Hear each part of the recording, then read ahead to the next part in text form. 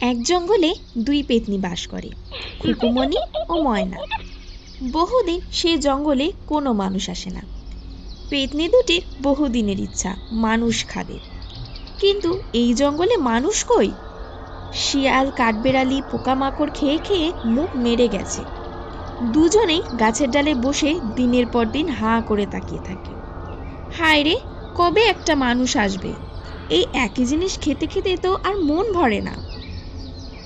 খুকুমণি দীর্ঘশ্বাস ফেলে বলে, শেষ মানুষটা এসেছিল প্রায় 10 বছর আগে। তাকেও ঠিক মতো খাওয়া হলো না, হাড় বেশি ছিল। ময়না পেতনি রেগে গিয়ে বলে, এই জঙ্গলে আর মানুষ আসে না কেন? গুগল ম্যাপে কি আমাদের জঙ্গল ব্লক করে দিয়েছে নাকি? ঠিক সেই দুপুরে টুক করে ভাগ্য বদলে গেল। দুই বন্ধু বাবাই আর পলাশ শীতের দিনে অ্যাডভেঞ্চারের নেশায় জঙ্গলের মধ্যে ঢুকে পড়েছে। বাবাই বলে, এই জায়গাটা পারফেক্ট। আশেপাশে তো কোনো মানুষজন দেখছি না, তেমন কেউ আসে বলেও তো মনে হয় না। পলাশ বলে, ভূত ছড়াই জঙ্গলে আর কেই বা আসবে? এই কথাটা শোনা মাত্র গাছের ডালে বসে থাকা খুকুমণি পেতনির চোখ চকচক করে উঠল। শুনলি ময়না, এমন ভাবে বলছে যেন ভূতকে ভয়ই পায় না। মানে আমাদের এত হালকা ভাবে নেওয়া? দেখাচ্ছি মজা। আজ দুই বেটাকে এমন ভয় দেখাবো যে বাপের কালে আর আমাদের নিয়ে ঠাট্টা করবে না। এবার ময়না বলে, ঠিক বলেছিস খোকো, আগে ভয় দেখাবো, তারপর খাবো। এদিকে দুই বন্ধু পলাশ আর বাবাই চা বানাবে বলে কাঠ জোগাড় করছে, আগুন জ্বালাবে। কাঠ জোগাড় হলো, আগুন জ্বালাতে যাবে, তখনই জোরে হাওয়া চলতে শুরু করে। পলাশ, আরে ধুর, এত হাওয়া দিচ্ছে যে কিছুতেই আগুন ধরে না। কিন্তু হাওয়া তো আর এমনি এমনি চলছে না। গাছের ডালে বসে ময়না পেতনি আর খুকু পেতনি ফু দিয়ে চলেছে। আগুন জ্বলছে না দেখে দুই পেতনি খুব খুশি। আগুন ধরানোর জন্যে দুই বন্ধু অনেক চেষ্টা করে, কিন্তু যখনই লাইটার ধরায় তখনই হঠাৎ করে বাতাস বয়। এই দেখে বাবাই বলে, সত্যিই দেখছি ভূতুরে জঙ্গল, কি করি এখন? সত্যি যদি একটা ভূত দেখা দিত, তবে তাকে বলতাম আগুনটা জ্বালিয়ে দিতে। এই কথা শোনা মাত্রই দুই পেতনির মাথা আবার গরম হয়ে গেল। ময়না বলল, শুনলি কি বললো? আবার আমাদের নিয়ে ঠাট্টা। আমরা নাকি ওদের জন্য আগুন জ্বালিয়ে দেব, আমরা যেন ওদের কেনা গোলাম। এবার আর হালকা ভাবে নিলে চলবে না। এক কাজ করি, ওদের আগুন জ্বালাতে দেই, তারপর সেই আগুনে ওদের উল্টে লটকে কাবাব করে খাবো। সব সময় তো কাঁচা মাংসই খাই, চল আজ আগুনে ঝলসে খাবো। খুকু বলল। ঠিক বলেছিস। এরপর আগুন ধরাতে তাদের আর কোনো সমস্যা হলো না। আগুন ধরিয়ে চা বানানোর প্রক্রিয়া শুরু করলো।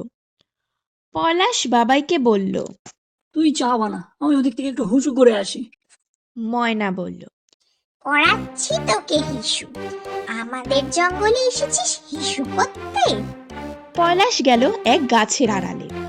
হঠাৎ এক ধাক্কায় উল্টে পড়ে গেল নিজের হিসু করা জায়গায়। এদিকে বাবাই চা বসিয়েছে, হঠাৎ করেই একটা ঢিল এসে চায়ের পাত্রে পড়ে পুরো চাই নষ্ট হয়ে গেল। ওদিকে পলাশ নিজের হিসুর ওপরে পড়ে এক প্রকার হতভম্ব হয়ে গেল আর ইস ইস করতে লাগলো। পলাশ বলল, কি হলো? কে লাথি মারলো আমাকে? এখানে তো আমরা দুজন ছাড়া কেউ নেই, তবে লাথি কে মারবে? ভাই! বাবাইয়ের ওপর পলাশের সন্দেহ হয়। ঠিকই তো, ও ছাড়া কেই বা লাথি মারবে? রাগের মাথায় পলাশ বলে উঠল, বেটা চা না করে আমার পিছনে এসে আমাকে লাথি মারা, দেখাচ্ছি মজা। এদিকে আর এক কাণ্ড। বাবাইও ভেবে পাচ্ছে না চায়ের বাটিতে কে ঢিল মারবে। এ নিশ্চয়ই পলাশের কাজ। আর আমি হিসু করতে না গিয়ে গাছের আড়ালে লুকিয়ে ঢিল ছুটছে। বেটা চা খাবি না তো বললি কেন? আজ তোকে ছাড়বো না, সারা চা না করে পিছন পিছন এসে আমাকে লাথি মারা। ইস, হাতে গায়ে এসে পুরো ছি ছি ছি, কি করি এখন, কোথায় দেবো? বাবাই বলছে। এতটা চা পাতা চিনি সব নষ্ট। এই বলে দুজন দুজনকে খুঁজতে লাগলো। দুজনই ভাবে অন্যজন নিশ্চয়ই কোনো গাছের আড়ালে লুকিয়ে রয়েছে। ওদিকে দুই পেতনি এদের কাণ্ড দেখে খুব মজা। বন্ধুকে খুঁজতে খুঁজতে পলাশকে দেখা মাত্রই বাবাইয়ের হাতে থাকা চায়ের বাটি ছুঁড়ে মারলো বাবাই। পলাশ তো পুরোই অবাক। আরে তোকে কি ভূতে ধরলো নাকি? এদিকে এসে আমাকে লাথি মেরে এসির উপর ফেলে দিলি, আবার চা বানিয়ে নিয়ে নিজে খেয়ে চায়ের বাটি আমাকে ছুঁড়ে মারছিস। শোন, আমার সাথে আর কি করবি না বলে দিচ্ছি। চা যখন খাবি না বলে দিতেই পারতিস, ওইভাবে ঢিল ছুঁড়ে মারলি কেন চায়ের ওপরে? হ্যাঁ, এই বলে দুজনে প্রায় হাতাহাতি অবস্থা। এ বলছে তুই আমাকে লাথি মারলি কেন, ও বলছে তুই চা ফেলে দিলি কেন। এই দেখে দুই পেতনির সে কি হাসাহাসি। পুরো জঙ্গল হাসির ধ্বনিতে মুখরিত হয়ে উঠল। সে কি বিচ্ছিরি হাসি। পলাশ বাবাই দুজনই সেই হাসি শুনতে পেল। ঝগড়া থামিয়ে বলল, কি হলো? এত জোরে কারা হাসে? কেমন অদ্ভুত না? ময়না খুকুকে বলল, এই আস্তে আস্তে হাস, ওরা শুনতে পাচ্ছে মনে হচ্ছে। চুপ চুপ চুপ। আর কোনো শব্দ নেই। পলাশ বলল, কিন্তু তুই আমাকে লাথি মারলি কেন? কি আজে বাজে বকছিস? আমি তোকে লাথি মারতে যাবো কেন? আমি তো চা বানাচ্ছিলাম। তুই লাথি মারিস কিন্তু কে মারলো? আর আমি তো হিজু করছিলাম, আমি শুধু শুধু কেন চা নষ্ট করবো? এই বলে পলাশের কেমন যেন সন্দেহ হলো। পলাশের চোখ মুখ দেখে বাবাইও তেমনই কিছু আন্দাজ করলো। পলাশ বাবাইয়ের কানে, তুই লাথি মারিসনি, আমিও চায়ে ঢিল ছুড়িনি, তবে কে মারলো, কে করলো এগুলো? আর এই যে কেমন একটা হাসি আওয়াজ, শুনলি তো? জানিস তো, আমার মনে হচ্ছে এই জঙ্গলে ভূত পেতনি কিছু আছে। দুই পেতনি বলছে, ওরা কি বলছে কিছুই তো শোনা যাচ্ছে না, চল একটু কাছে যাই। কি বলছিস? সত্যি সত্যি ভূত? ভয় পাবি না, ভয় পেলেও এমন ভাবে থাকতে হবে যাতে ওরা বুঝতে না পারে আমরা ভয় পাচ্ছি, বুঝেছিস? এমন পুরো আমিও ভয় পাচ্ছি কিন্তু বুঝতে দেবো না, বুঝেছিস? তুইও ওরকম থাক। আমার তো সন্দেহ হচ্ছে, সন্দেহ না ভাই, ভূত আছে এখানে, ভূত আছে। দুই ভূত একটু কাছে এলো। পলাশ আবার বলল, এবার জোরে জোরে, বাবাই জানিস তো, আমার মনে হচ্ছে এখানে শাক চুনি টুনি থাকতে পারে, বুঝলি? দেখ, আবার শুরু করলো আমাদের হেয় করা। বাবাই। তাই নাকি? তবে তো ভালোই রে। ময়না পেতনি, কি বলে রে এরা? পেতনি থাকলে নাকি এদের ভালোই? এরা কি আমাদের মোটেই ভয় পায় না দেখছি।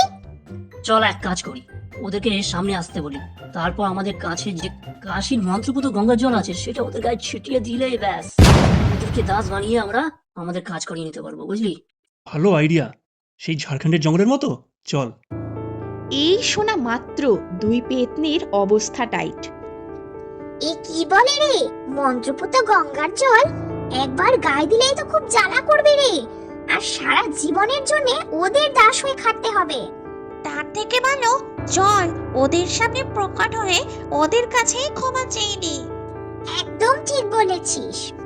এই বলে দুই পেতনি পলাশ বাবাইয়ের সামনে দেখা দিতেই, প্রথম দেখাতেই দুজনে ভয় পালাতে যাবে, তখনই মনে পড়ল ভয় পেলে চলবে না। তারা ভয় চেপে রেখে তাদের সামনে স্বাভাবিক থাকার চেষ্টা করলো। ইস ইস, কি বিচ্ছিরি দেখতে তোমাদের। হ্যাঁ, একেবারে অখাদ্য। এই, আমাদের অখাদ্য বলছো কেন? পেতনিদের তোমরা খাও নাকি? পলাশ তোতলাতে তোতলাতে, খাই তো, খুব খাই। এরকম জঙ্গলে যখন যাই আমরা পেতনি ধরে আগুনে পুড়িয়ে খাই। ওই যে আগুন ধরাতে চাইছিলাম, আমরা চা বানিয়ে তারপরে পেতনি পেলে পেতনিকে পুড়িয়ে চায়ের সাথে খাই, জানো?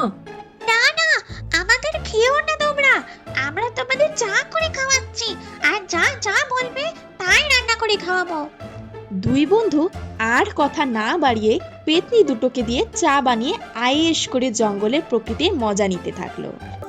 এরপর সেই জঙ্গলে বাবাই ও পলাশকে আর কেউ বিরক্ত করেনি। দুজনে দুই পেতনিকে দিয়ে রান্না বান্না করিয়ে সারাদিন খাওয়া দাওয়া করে সন্ধ্যের আগে বাড়ি ফিরে গেল। এই ছিল তাদের জীবনের সবথেকে বড় অ্যাডভেঞ্চার।